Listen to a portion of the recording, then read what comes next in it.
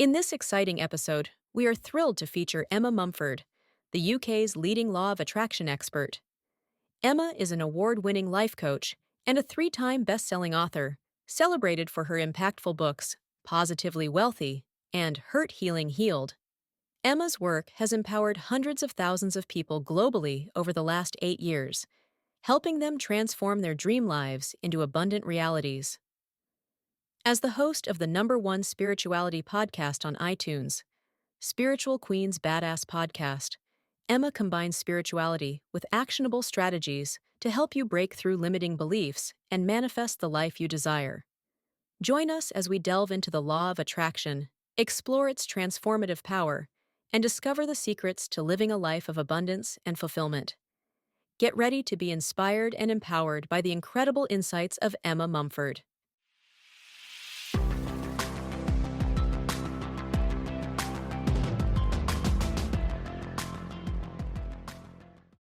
Emma, welcome to Inner Power Inside. I am so excited to have you here with us today.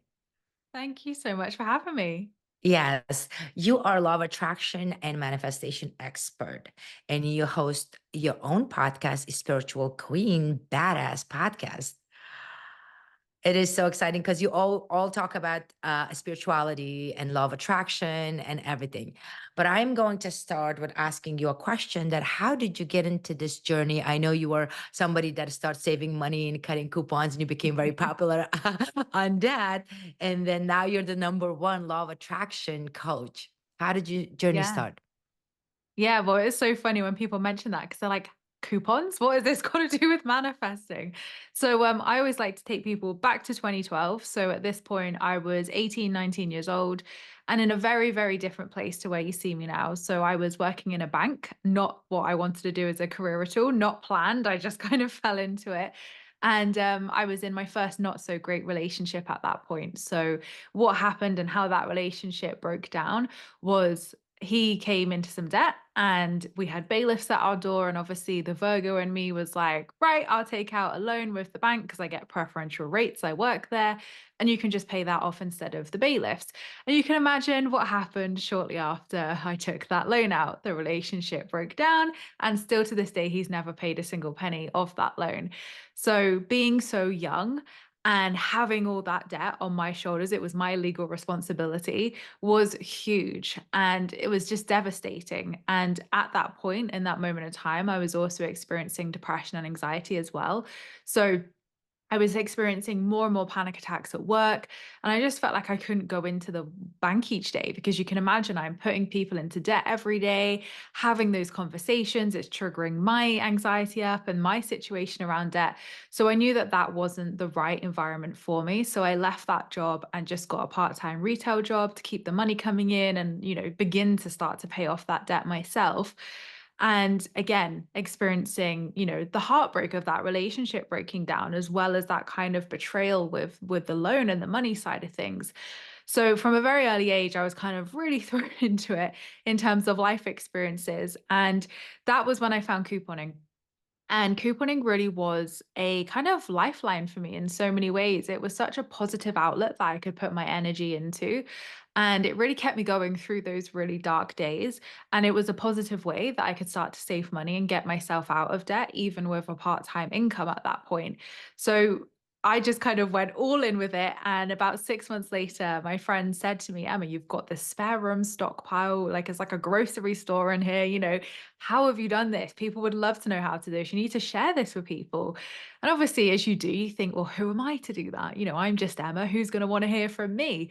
So after a lot of pestering, I set up a Facebook page called Extreme Couponing and Deals UK.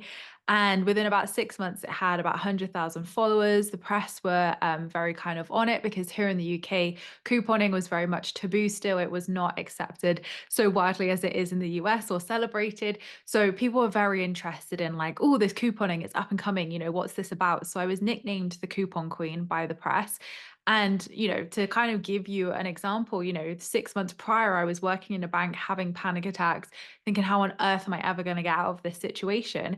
And then 6 months later, I'm there on national TV presenting how to get out of debt, couponing. It was just wild, to be honest, to go from those kind of really different polarities in my life. And turn that really negative situation into a positive.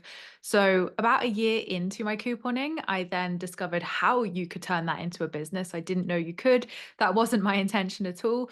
So, I monetized that business and I ran that business for about 6 years.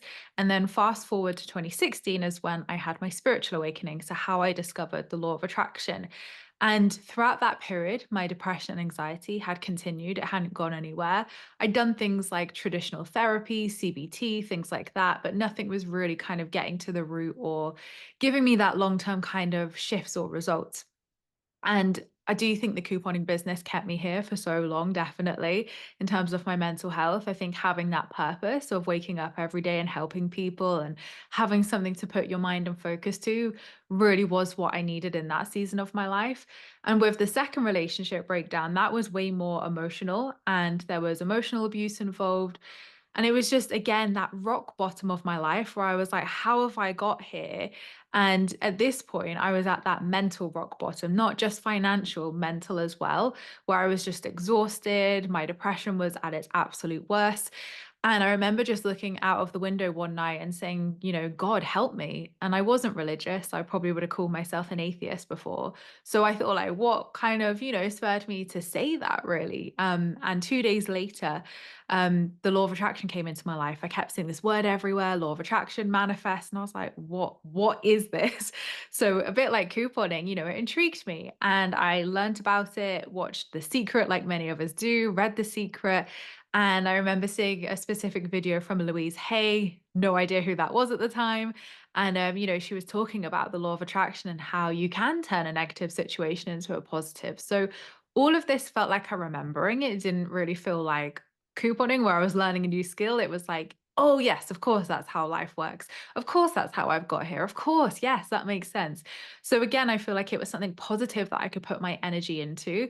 And I started to obviously implement the tools and implement the stuff in the books. And, even within 3 to 4 weeks of discovering that, my life hugely changed in terms of my mindset, my outlook. I learned how to finally love myself. I'd never had that in my life. And I begin to really see the kind of light at the end of the tunnel, so to speak, of, okay, like I can be happy in this lifetime. I can experience joy like other people. And I really feel like it just saved and changed my life in so many ways, manifesting. And over the next year, obviously, I spoke about it a little bit more and more just on a casual basis with my work. And obviously, people were like, oh, yes, I've read The Secret, or I know manifesting. Yeah. So I think people are like, well, how did you kind of put money saving and manifesting together? But it was so subtle and kind of just natural conversation. And people really, really loved it. And then about a year in, people would say to me, like, why don't you make videos on manifesting and law of attraction? And I kind of naturally felt like I wanted to do that as I saw my life unfold and manifestations unfold. And I came to the realization that my business had got so huge, like I had 500,000 followers at that point. It needed a team of people. Like I couldn't take it to the next heights and support it in the way it needed. Like, that was my first time running a business. So it needed a team of experts to come in and, really help it help more people. And I think I'd also in myself realized actually I want to help people with all areas of their life as well. And in terms of manifesting. So I manifested the buyer for my business back in 2018. And I've been running this business ever since 2017. Wow, that's amazing. That's amazing. There's so many pointers that I'm writing the pointers over here to just go back to. Number one, for the listeners, when we're young, right? We just think that, oh, we're in love and this and that, and we always, in general, human always give.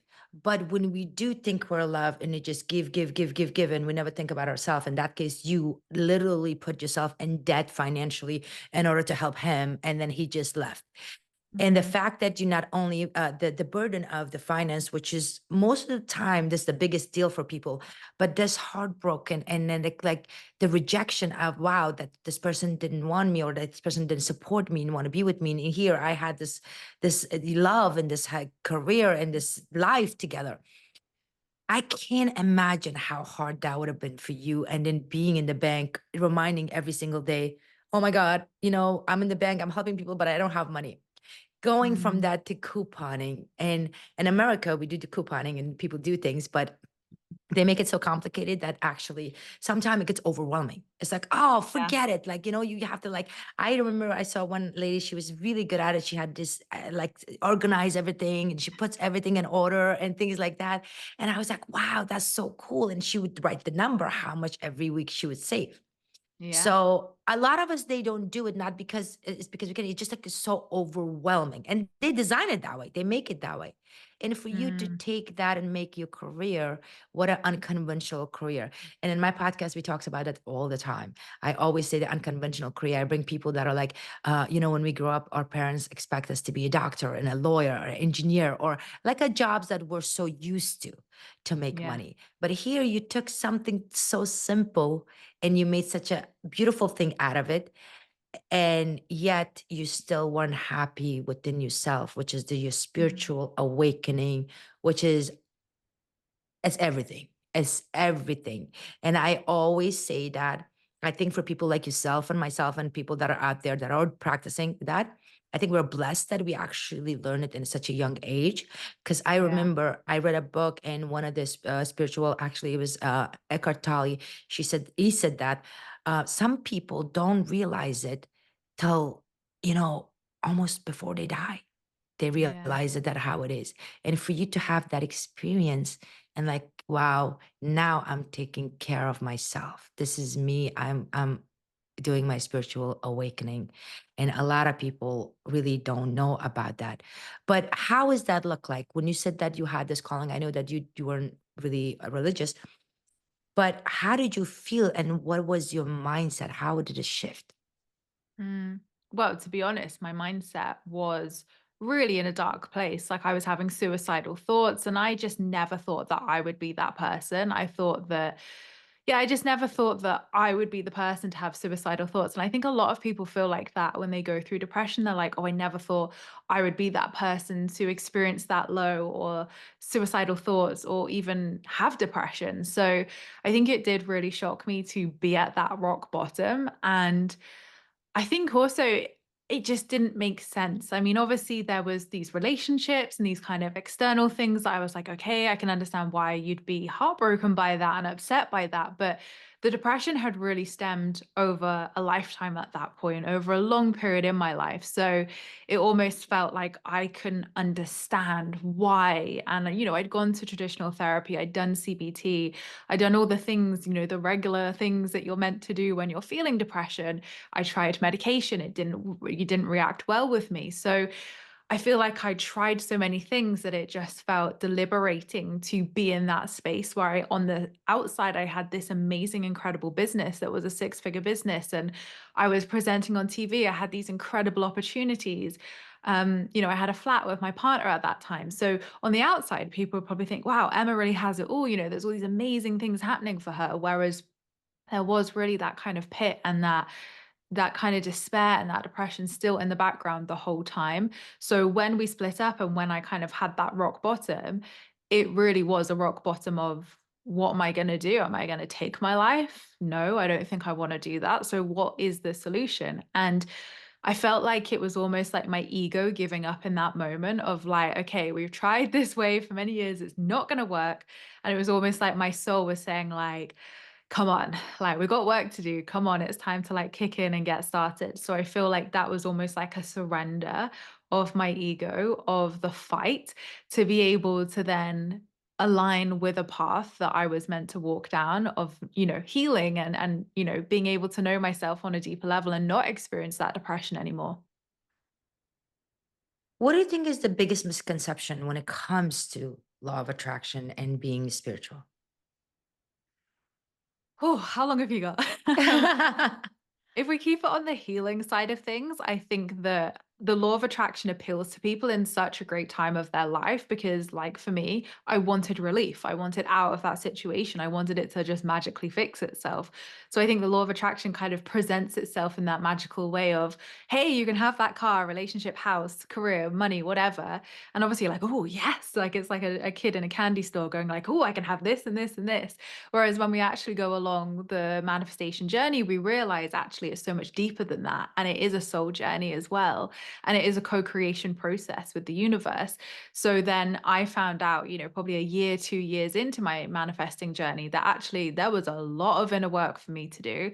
And there was a lot of unpacking to be able to create a life of fulfillment and not just manifest things to fill a void, because they weren't filling a void and they weren't giving me the things that I thought they would give me. And I think that is a huge misconception in the manifesting sphere of, oh, well, if you just have that, then that will give you that. Or if you just have that relationship, you'll feel love. When, as we know, we have to be the love. We have to feel that love for ourselves to align with that aligned abundance when it does come into our life. So, yeah, there was quite a lot of learning curves in the early stages of my manifesting journey, as everybody experiences.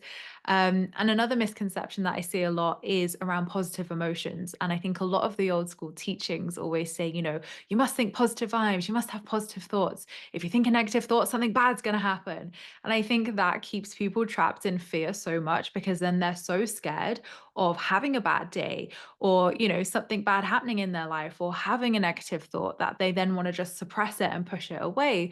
But feeling is healing, and we have to honor our emotions, and that is the most authentic way that we can transmute them and move through them, is by feeling them and honoring them. So we do not live in a world of instantaneous manifestation. We have between 60 and 80,000 thoughts a day. And as we know, not all of them manifest. What does manifest is our consistent energy, vibration, identities, and beliefs. And that's what creates our reality. So I think very early on in the manifesting stages, people can think like, oh my God, I'm feeling bad today. It's going to attract bad things. And it just doesn't, because it goes by our consistent, persistent energy, not a fleeting thought, or, when our vibration is naturally going to ebb and flow up and down the emotional scale. It happens. Every single one of us can't be high vibe 24/7. It's not possible. The law of attraction is one of 7 energetic laws, and the law of polarity deems that, there is opposites. So how would we know what a good day is if we'd never experienced a bad day? How would we know what gratitude feels like, or happiness, if we didn't experience the opposite? So I think a lot of people pigeonhole the law of attraction as the kind of be all and end all. And whilst I love it, I teach it, it's amazing, there are other energetic laws that do contribute to our experiences as well. And also that the law of attraction is more speaking about now than it was before. But Yeah. if you know that we always manifest, we Mhm. always manifest, whether you're manifesting good or bad. Like you said, it shouldn't be like because you feel bad, you're manifesting something bad, or you feel good. It doesn't switch like that. And a lot of people knew that they were manifesting, but your style of teaching, and as well as bringing awareness, is not so much you manifesting, but you intentionally manifesting of what you want. And that has to be really and I love what you just said. You have to be complete within yourself, not from the lack of it, but from like, okay, I'm good. It's just almost like a fun game, Yeah. right? That I Yeah. want something like I want a nice car, I want to be in a good relationship, I want to have a house, I want to. It almost becomes enjoyable once you complete within yourself, versus desiring that manifestation from the lack of, I need that person to love me in order to love myself, or I have that money because people think I'm rich, but inside you're really not happy.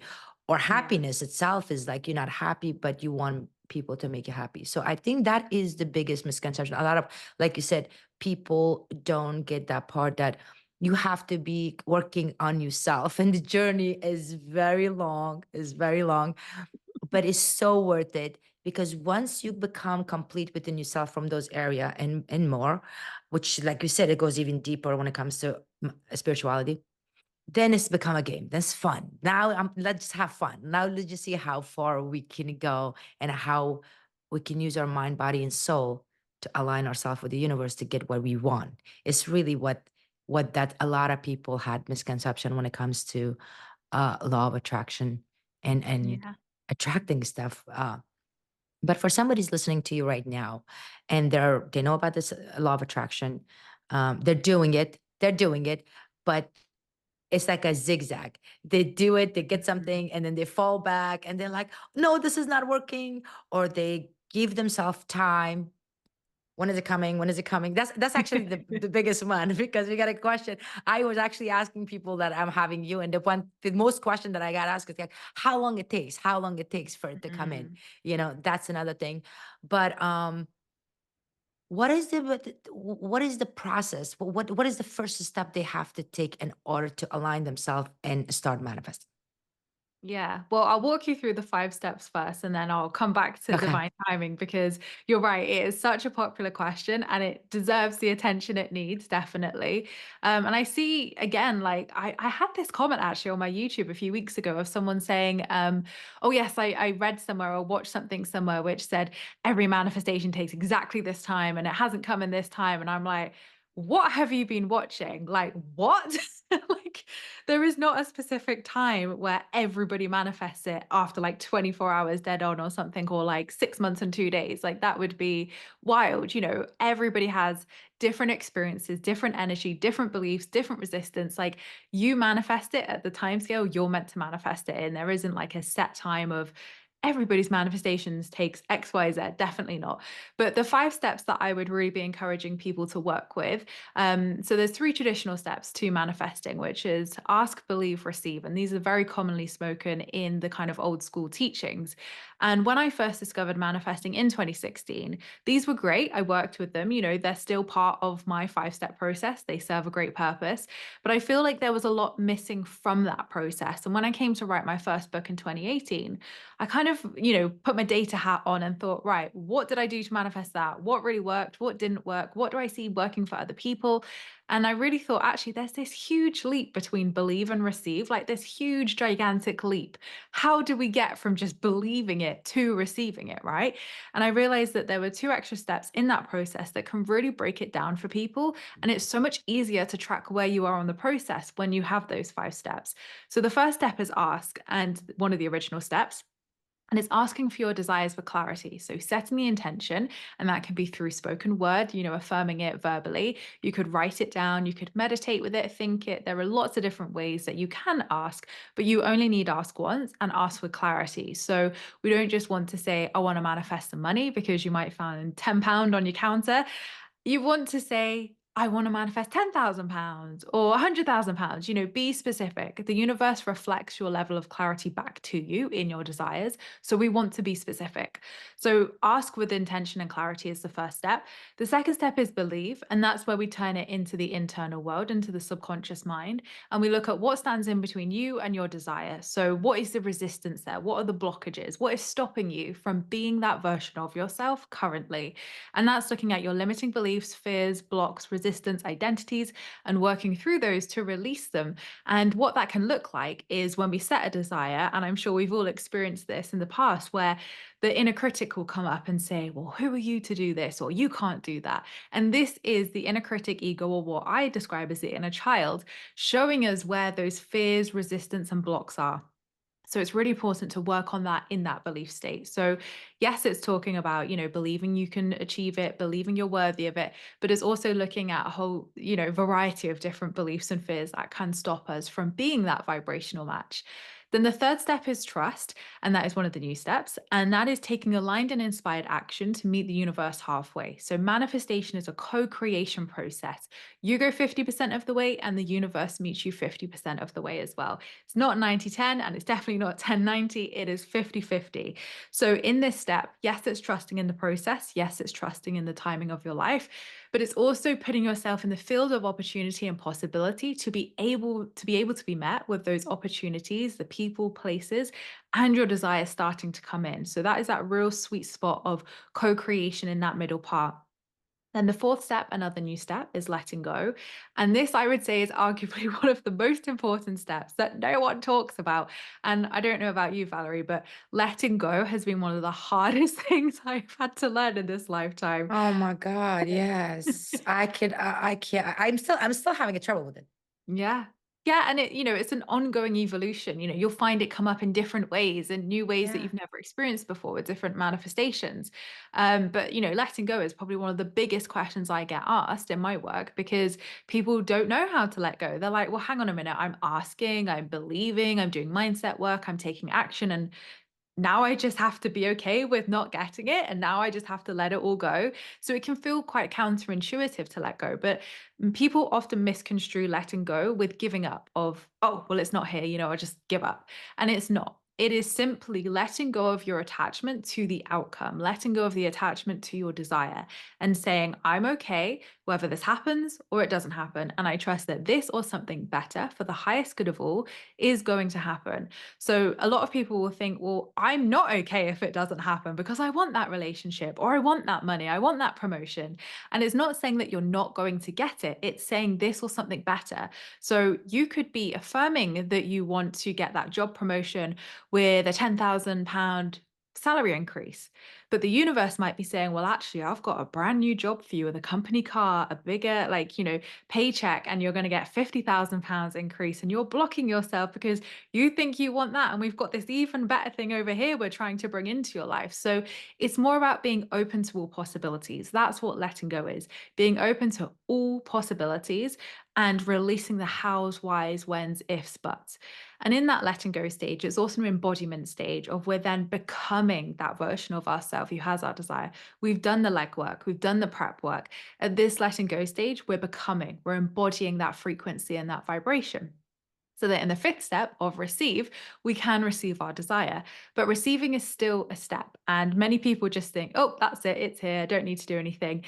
But receiving is still a step in the process. And the kind of first part of receiving is really tapping into the energy and frequency of being a receiver, of being an aligned receiver. And I literally, the best example I can give you of this is in my own life where I was manifesting and obviously, manifesting great things. But I was a terrible receiver. I was the independent woman who did it all for herself. And, I really struggled to receive in my life from my friends and my loved ones. I was always the person who would help and support people, and I would really struggle to receive. And eventually I hit this block over and over again. And until I healed my relationship with receiving and really looked at how I could become a receiver in all areas of my life and, have a balanced relationship with that, my level of receiving went through the roof, literally. So if you want to receive things often and you want to be a receiver of your aligned abundance, you've got to have a good relationship with receiving, and you've got to be that open, magnetic receiver where you are open to receiving abundance of all kinds. And that could be help, support, gifts, money, whatever it is. So look at your relationship with receiving and work on that, because that will help you to be able to allow yourself to receive more abundance too.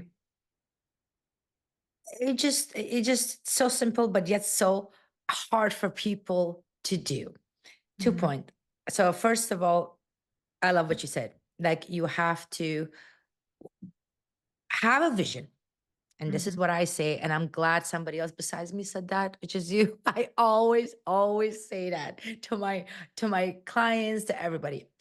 You have a vision, but if you said like 50-50, the work is 50, you're doing your 50 work and the universe does the 50 work, but you don't know what the universe 50 work is. It could be something so much better. And we Yeah. don't see it, and we don't know what the universe does its own work, and people don't see that part. That's discourage a lot of people, because in their head they have this imagination of, I love this guy is this is whatever. That's great, but I think that the part that they don't know what better is, they don't have that, and that could be scary. Well, what do you Yeah. mean? Like, what do you mean something better? What do you mean something better? Exactly. You don't know what the something better is. And that's where you said, like, the trust has to come in, you know? Mm. And the other part that I'm glad you mentioned, because the two parts that you said, the three part that you said, like you said, is a very standard. People know this. This is the two part what people give up. Letting go. My goodness, letting go of that is just so hard, and embodying who we want it to be, because we're Yeah. so used to our old self. Especially like you said, if I'm depressed and if I grew up poor and if I was told that, money is really hard to make, or being in a relationship is really, really hard. You have to work on yourself in order to find a good partner. All of these things that we tell us, it's so hard to imagine yourself on the other side and see everything looks perfect, because you Mm. may do that and during the meditation, or they may do that when you're taking a shower, you may do that when you're alone by yourself, but then the reality 80% of other time, that when we're in reality, is so hard to visualize yourself, and like you said, that receive. I think that's when a lot of people give up. Mm. A lot of people give up when it comes to that, because I know for sure that we get so many questions about that, and like I said, the timing, those are the dilemma. Like you said, letting go and receiving. Those are the hard part, that once people accomplish that, I think it will become so much easier for people to manifest what they want. But I'm going to go back to your story of, I found it so profound that you said you had everything, but you still weren't happy. How Mm. much of a self-love has effect on manifesting, law of attraction, and all of that?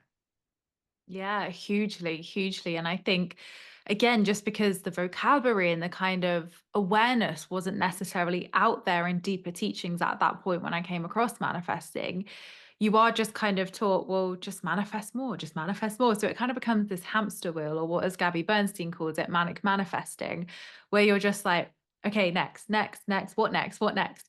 And I do get this question a lot from people saying, well, I don't know what to manifest next, or I've just manifested all this stuff. I don't know what to manifest next. And I'm like, just enjoy it. Enjoy your life. You've worked so hard to manifest what you have. Enjoy the view too. Life is not just about constantly manifesting and getting in these cycles. Life follows cyclical nature, the ebbs and flows of life as we know with nature. And our energy and our being experiences that too. So I'm not manifesting loads of things 24/7, 365 days a year, because that's not what my energy thrives with. That's not what I want to do. That's not alignment for me. Alignment is choosing the soul aligned things for me that do feel like a hell yes, and that I do really want to call in and put my intentional energy towards. So, if you are someone who has manifested things before and you're in a bit of a rut because you don't know what to manifest, maybe you're just meant to enjoy this season of your life. Maybe you're just meant to enjoy the view and all the things that you work so hard to create here and now. And when it's time to manifest something else, it will appear. You'll get the download, you'll get the hit of, yes, I want to work towards that. So I think, that's very common for people to get on this hamster wheel of manifesting more and more and more and more. And I think, especially when it's trying to fill that void, that's where it becomes problematic. Because believe me, I've been there, I've done that, I got the t shirt, and it does not fulfill you at all. And this ironically came up when I sold my business. So back in 2018, I'd manifested everything off my original vision board on 2016, which felt amazing, right? To be like, wow, like look at all this stuff I've co-created in my life. And the last manifestation of that was to sell my business. So I'd manifested the buyer, I'd manifested the price. And, at that point in my life, I think I was, oh God, how old was I? I think I was like 24, 23, 24, something like that. And I My was selling God. my first business, which is huge for life-changing money. And I felt so privileged and so like grateful to have that opportunity at such a young age. And for me, it was like, that'll be it. Once I sold the business, like I'll have everything. And I remember the money hitting my bank account very clearly. And obviously I got really excited and I like transferred it to savings, investments, loads of different things as you do. So my current account then had the same balance as it had 10 minutes prior. And I remember sitting there thinking, oh, I thought I'd feel different. I thought the money would be the thing that completes me. Oh, I still have that big gaping void here. Right. Okay. Yeah. And that was a big wake up call for me because I had everything. I had the relationship I'd manifested, I'd had the career success, I had the book deals, I had the house, I had everything that I'd wanted. But it wasn't enough to fulfill that deep void within me. So then I went on a whole different journey of redefining what wealth means to me. And that's what inspired my first book, Positively Wealthy, of redefining what wealth meant to me, because I thought it was money and career success and all the things we're taught in society that is success. And I realized, yeah, that was not my version of wealth at all. And I was chasing the wrong version of wealth in my life. And actually, my version of wealth was love and self love and healing and happiness and family. And that looked very not good on paper, when I really got honest with myself in that season of my life. So then that became my focus with Hurt, Healing, Healed, to heal that unfulfilled part of me and heal the trauma that I had from my childhood, heal absolutely everything that had led me to these circumstances. So, yeah, the law of attraction takes you deep. Your book, I read it, is amazing book. And healing Thanks. yourself with the money is one thing, but you healing yourself to receive love and to give love and to be the amazing person that you are right now. Now that you have all the money and like you said, you accomplished a lot in such a young age. My God, a lot of 25 or 4 years old listening. Hello. talk talk about that. Um, but what were some things that you were doing that you were actually receiving that unseen? It's not a paper, it's not a money, it's not a bank account, but that fulfillment that comes to you and makes you feel warm. And it's like, wow, I'm in the right track. How did you meditate on it? What did Mm. you do to shift that? Okay, on a material, on the paper, the stuff that I want to manifest is good, but now it's about me, which is really hard for a lot of people to feel it. Like you said, if we don't feel it, we don't know how it is. What did you Yeah. do? I think the first thing that I did was really look at my values and look at the people around me and the people in the sphere were chasing money, chasing fame, chasing book deals, chasing all those things. And there's nothing wrong with that. If that is genuinely your version of wealth, we all aspire to those things. There's nothing wrong with those desires. But I realized of like, why am I actually doing this? I'm not doing this just to say I've written a book. I'm doing this because I genuinely want to serve and help people. So for me, it was really looking at my values and looking at why I am doing this, why I am showing up, why I am on this path. And I think redefining that for myself was huge in terms of how I show up and how I want my business to feel and how I want to feel as well, working and being in this sphere and doing this work. So that definitely was a big one for me. And then it was going to therapy. It was trying different modalities that I hadn't tried before, more holistic modalities, looking into the trauma, looking into what had caused this unhappiness. That was a huge, huge part of it. But I think as well, it was looking at things like self love and self worth. My self worth at that point was absolutely shot. I was in again, not a great relationship. You can see the themes here around relationships in my life. So I looked at Yeah. like, what keeps me choosing these men? Like, why do I keep going through these really bad relationships? Like, I obviously want to find that person. I want to find my soulmate. So why am I making all these terrible choices in men? So, I really looked at what was causing that, why the trauma, the beliefs, everything, the self-worth around that. So it was definitely looking at my self-worth and elevating that and knowing my worth from an aligned space. Um, Healing, as I've said, value work for sure. And then really putting that focus back on me in terms of, right, I need to create that happiness in my life. I need to water my own garden and make sure the whole garden is thriving, not just work or not just personal life. All of it needs to thrive. So it really was that kind of, I was reading self help books, going and trying different healing modalities, doing all these things to look at why I wasn't happy and what was causing that unfulfillment. And that was trauma, that was childhood trauma. And yeah, breaking through that was huge for me to be able to know myself for the first time in my life, come home to myself, heal myself and inner child. And I think being able to truly know myself, sit with myself and sit with my shadow was, yeah, the big work, the big shifts. And such a hard pill to swallow, right? When we realize at that moment, like you say to yourself, the relationship is not working because you don't have that relationship with yourself, or your self-worth is lack of confidence, uncertainty, insecurity within yourself. It's a very hard, to admit to your own self. It's really Mm, hard, because I yeah. remember I did that to myself and I'm like, oh shit, now what? Because you can change, guys. You can go from one relationship to another. And I love what you said, that I saw the pattern. And it's like, huh. It's like so many people here, but I'm the common denominator, right? Yeah. And everything, it goes right for them, but it goes wrong for me every time. They're having fun, they're taking my money, they're having love, they everything, but it's never worked for me. And I think that's really hard for young adult these days too, because they kind of avoid that. So it's very Mm, painful to ask yourself that hard question. You know what? I'm just gonna avoid it. I'm just gonna continue, keep going. I'm gonna go law of attraction. I'm gonna learn this book. I'm gonna read this book. But none of that surface level helps unless you go deep and face it yeah. and say, you know what? It's okay. I was young, I was stupid. And I always tell people, talk about regret. If you have regret, is because you blaming yourself. But then you didn't know. If you knew, you wouldn't have done it. And I Exactly. think that's one of the steps that we should bring to people and say to them that's okay. Because I know from my audience, I could tell you they're listening right now. And it's like facing that reality of asking themselves that hard question that you did, which is so Mhm. brave. And then you sat with it and you feel like shit. And you said, okay, let's start working. Because if I don't work on that, nothing else matters. Yeah. as they say, your health is your wealth. If you haven't got your happiness, like what do you have? And I think you could have all those things. You could have the validation, the trophies, the business, the cars, the whatever, but it means nothing if you've got that, if you don't have that fulfillment and happiness and love within yourself, for sure. The other question that I get when it comes to manifestation and law of attraction is that how do we differentiate between our gut feelings, that our gut feeling telling us, and doing it from the mind, that what we think just most of the time comes from exterior world? Yeah. So, as I mentioned earlier, the inner critic ego or the inner child is going to love to pipe up along the journey.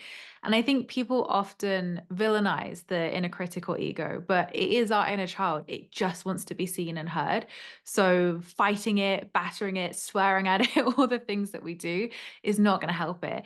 But speaking to it with love is going to shift that. So, next time you have the inner critic piping up, talk to it with love. Say, hey, I see you. What's caused this? Why are you feeling like this? And just have that conversation with yourself. And the inner child will feel safe to then come up and, say, I'm just not feeling safe. I'm just not feeling loved. And then you'll find the real root of what's actually going on rather than the kind of surface of you're not good enough to do this or, whatever the statement is. But in terms of differentiating between intuition and ego, or inner child. So, intuition is very much a one tone response. It's very profound, it's very to the point. And even if it's not the answer that you want, it will feel relaxing to your nervous system and it will feel like an expansive energy, even if it's not the answer that you want. The answer will not change, it will stay the same each time. And it will just be a knowing, a sense. Whereas ego is very much high pitch, low pitch, all over the place, long drawn out dramatic answers, which will change every single time. And it will fill you with fear. It won't fill you with that peace and that expansiveness. It will feel more constrictive and it will feel more, it will cause more anxiety or even stress your nervous system out. That's the difference. Yeah, it doesn't come easily. It's just almost like a struggle. So you have to build it. Intuition is a muscle, a bit like when we build a muscle at the gym, we have to build it. Nobody Okay. walks into the gym on the first day being an expert or a pro, or having the six pack or muscle, right? So you have to build it. And building that looks like trusting yourself and building that trust with yourself, with your body, and with those communications. So, for instance, start off small, start off with, what should I have for breakfast today? And just ask yourself, what should I have for breakfast today? And then an intuition or an answer will appear and action that. And the more you just act on those little unimportant decisions throughout your day, whether it's what should I do today? Should I go here? What should I eat? You start to then build that muscle. You build that relationship with yourself where you know what that intuitive response is. And some people might feel their body move in a certain way. Some people might feel their body move backwards and forwards when it's a yes, or they might feel their body go to side if it's a no. So you'll kind of feel your body's kind of responses the more you tune in and listen. But it definitely takes time, just like meditation. It has to be built over time. And when you build that relationship with yourself and trust, you'll know exactly when it is that ego response and if that is, the intuition response. So, like when it comes to spirituality and manifestation, with this today's society, we're so busy. We're so busy every single day. How can somebody balance themselves to just take that time, like you said, to practice? Because obviously it takes a lot of practice to conquer it. But how, if somebody listening to me, like, he's gonna say, "Well, Emma, like I have two jobs and I have kids and I have this and I'm struggling and I have anxiety. Like, how do I balance that?" I think there's different ways to look at it. So, for that particular person who has anxiety and not a lot of time, regulating your nervous system is going to be the one thing that you should be focusing on so that you are able to hold more. You're able to hold the capacity for more time for yourself, for calmer time, so you can regulate and have the space and even mental and emotional space to be able to hold a practice or work on your intuition or set some intentions or hold the space for that desire. So if you are feeling stressed and unregulated and anxious, regulating that nervous system is the only thing I would be focusing on first of all. But if it's more around time, and you do feel quite regulated within yourself as a whole, I would definitely look at priorities, because we kind of see I don't have enough time in the wrong way. We always have enough time for what we prioritize. When we prioritize it, we make time for it. So if you can't find the time for it, you're not making it a priority. And the kind of tough love that I would give with this is your desires deserve your full energy. They don't deserve your half-assed energy. Otherwise, you're going to get half-assed results, as I call it. So the universe is a divine mirror of life. So that's not saying, oh my God, I've got to take more time to be intentional with my desires. Intentionality and devotion is not a time consuming exercise. It's energy, it's intention. That's it. It doesn't actually take up more time, but it requires more of our presentness, which is hard to tap into sometimes when you're here, there, everywhere, to do list, back and forth. So grounding in is important. Being intentional is important, being devotional with your practice. But another misconception with manifesting is it's how many practices you can do, which determines whether your desire is inevitable or a success. And that's just not true. It's not about, oh, so and so wrote it 50 times, therefore they're more likely to get it. Not at all. Manifestation is an energetic practice. It's all about feeling, beliefs, and identities. You could do one practice or 50 practices, and it doesn't matter how many you do, it's the energy and vibration that you tap into that creates the reality and result that you want. So I think people see manifesting as like, oh, I've got all this work to do. Oh, I've got to do these affirmations. I've got to do this. But you haven't got to do anything. It's not a chore, like the universe isn't setting your homework. You do it because it feels good. You do it because it raises your vibration. You do it because those tools and practices get us into the frequency that we need to be in to experience magnetism, embodiment, and that receiving of that desire. The tools and practices aren't necessarily what makes it work. You are the person who makes it work, but they give us the opportunity and help us to cultivate that energy and frequency that we want. So change your mindset. It's not about doing more. Often it's actually about doing less, creating the space in your life. Coming from a regulated and grounded space to be able to be fully present and devotional with your desires. Yeah, absolutely. Because the meditation, like it's kind of like it's spoken so much that it's almost becoming redundant now. People Yeah. hear it, like, they think that I have to meditate 3 hours, 4 hours in order to manifest, right? Or Yeah. I have to do these things, but not necessarily. You don't have to do all of that as long as you get the intention of the thing. But what does Emma day look like? Like what is your practice of day when before do you do intention before you make a decision, or how is your day look like?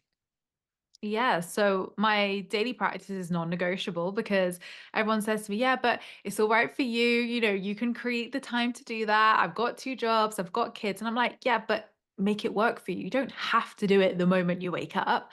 I know some people who do their daily practice in the evening when they have time to themselves. And that is the most amazing time for them. It sparks so much joy and they feel so magnetic afterwards. So you have to find what works for you. Just because it works for me, it doesn't mean it's going to work for everybody else, and vice versa. What works for somebody else might not work for me. Right. So for me, the morning is my sweet spot where I really enjoy doing my daily practice. And that looks like as soon as I wake up, I do some gratitude, I'll write it down. And go through my gratitude for the day, my exercise. And then I'll do some meditation only for about 2 to 3 minutes, nothing wild. Again, my daily practice probably takes me 10 minutes, but it sets me up for success. So, gratitude, meditation, then I'll do some intentions for the day. And they're just really simple things. I just pick 3 words that I want to experience throughout the day or manifest, and an affirmation for the day. So, it's not really complex, complicated stuff, but I feel so much better from just doing that daily practice. And then I might pull an oracle card for the day just for a bit of guidance or intention. And then, yeah, throughout the day, if I have to make decisions, then, obviously I tune into myself, I connect into myself and trust that. And then the evening ritual, again, is so simple. I love reading, so I'll read before bed.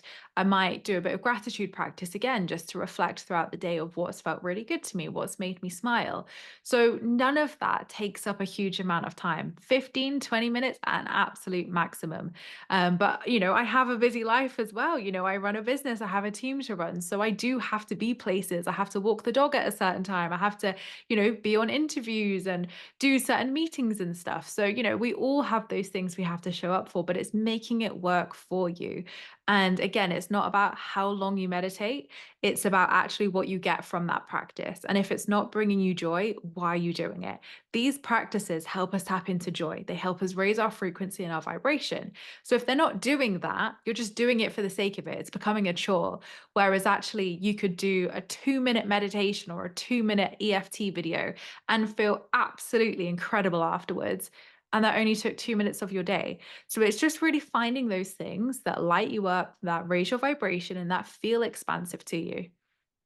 Yeah, absolutely. You make it sound so easy, girl. It is. I'm listening to you and I'm like, wow, this is so easy. No, but it's important to talk about it because a Yeah. lot of time we don't do it because we think we have to do so much.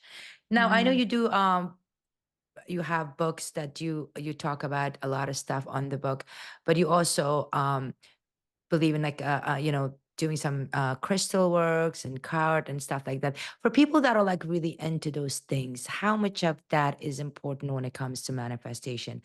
Like a lot of people think that I have to have the tarot card, the crystals, yeah. or those are important. Can you speak on that a little bit? Yeah, and I think it's different for everybody. Like, I almost want to compare it to like a skincare routine almost of like you could buy all the bits, all the serums and all the lotions and all that stuff, but actually there's only going to be, one or two serums that really, complement your skin or that you don't react to or that you really feel like, oh yes, like I'm really noticing the difference. Like you don't use 20, 30 different serums to get the result that you want with your skincare. You find the one through trial and error that works for you. So, yeah, I incorporate crystals. I incorporate oracle cards sometimes. I incorporate sound healing. I incorporate chakras and all these different things. But every manifestation is different. Sometimes it's just intention and it's more mindset work for me. It's more practical cognitive things. Other times it is those more spiritual practices, meditation, past lives, all this stuff. But none of it is like you have to do those things. If you feel called to try that, great, try it, give it a go, see if it helps. And crystals are a beautiful way to work with, I crystals and love their crystal. energy. Like they're beautiful. And I always joke that I have my decorative crystals and my useful like work crystals that I work with. But I don't need to own every crystal. I just own the ones and work with the ones that I feel called to work with in that moment. So I think it's a case of, if you want to work with it, great, give it a try, see how you feel. But having all the books, having all the decks, having all the crystals is not going to be, like, oh, once you have all of that, that's when you'll manifest. Like I said, it's not about how much you do or how much you own. It's literally your energy. So whatever helps you get to that place, great, work with those tools. That is what they're there for, to help and support you and guide you. Whether it's working with angels or things like that, all of these beautiful tools are there to help us, but it's what you resonate with and what can help you, get to that place that you want to get to. To change your energy. I love crystals. I love crystals. And it's like you said, it's like a skincare thing. But for me, the beauty of it and the energy of it and intention behind it. But I also found, see if you agree with me on this one, I also find that when you, that's all good, that you made it sound so simple for us to do, which is so important, but yet so simple. But being in a present moment, I think when you do crystal or sound or things like that, it brings you to the present moment. I find it very helpful for that, just to Mhm. clean them or just to like, arrange them or just to intentionally speak to them. Because I had a crystal specialist on one of my episodes and she was talking and I was like, oh my God, there's so much to do. But imagine, doing that, taking time for yourself. I think that's the purpose of those things because we're Yeah. so busy. Because we're not doing anything for ourselves besides like self-help, this thing that, okay, get your hair done, nails done, that's all good and everything. But imagine playing with the crystals alone and just being you and your crystal and your intention and all of that. That is what a way to be in a present moment.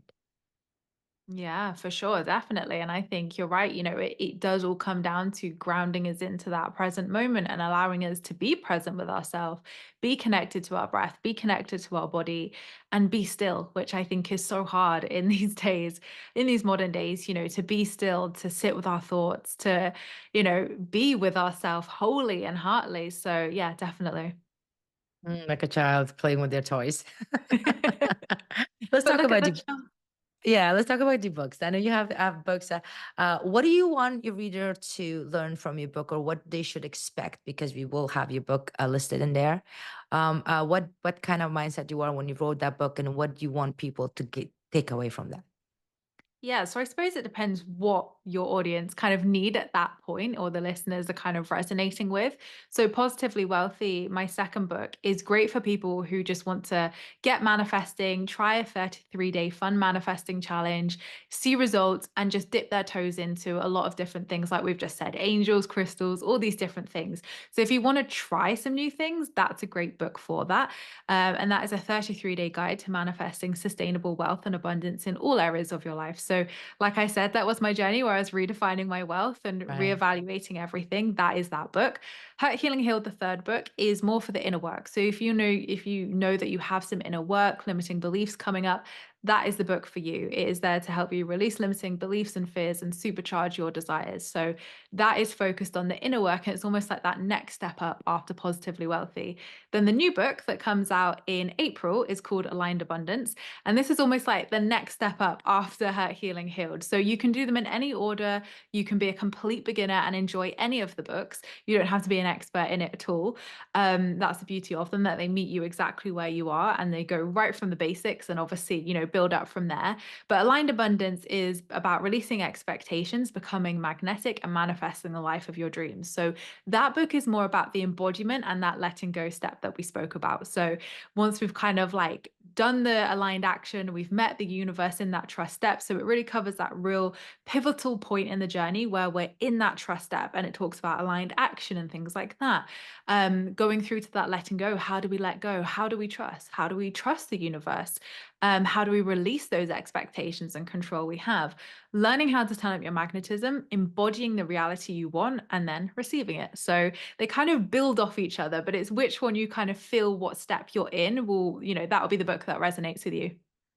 I was gonna say there's no order in which one you have to start first, but No. from the listening to you, I think I would go with the inner work first for people that are starting to intentionally manifest or law of attraction, because I think that's really important. Because if you can do the other ones, it's like good, you get something, but then like me and you, like we said, we go back to ourselves. It's like, whoa, that wasn't not enough.